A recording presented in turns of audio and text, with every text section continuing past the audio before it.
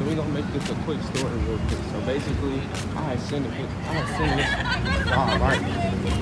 I'm asking questions, you know what I mean? I repent for my sins, Lord forgive me. I know I'm not supposed to be doing this. I did it anyway.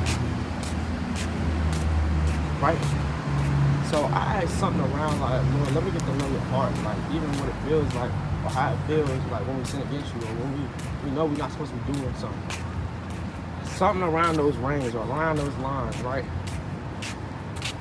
Bro, I'm talking about the next day, I was so like pissed that my parents didn't get me nothing to drink. Cause they asked something, they were, all right, what you want from the grocery store? You know, I mentioned a drink like Arizona.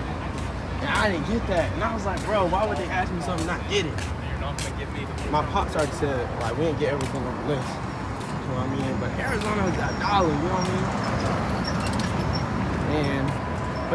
But more of the case though, what came back to my mind was like, this how God feels when we sin against him. And the way, the anger, the emotion that I was feeling inside of me, like it's upset, hurt. That's the same way how God feels when we sin against him.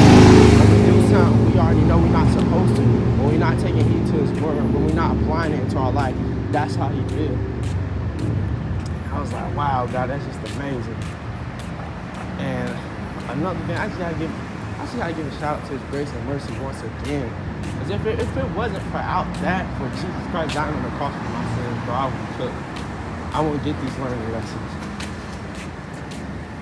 And I'm so glad I'm doing way better than I'm doing way better because of him than what I used to.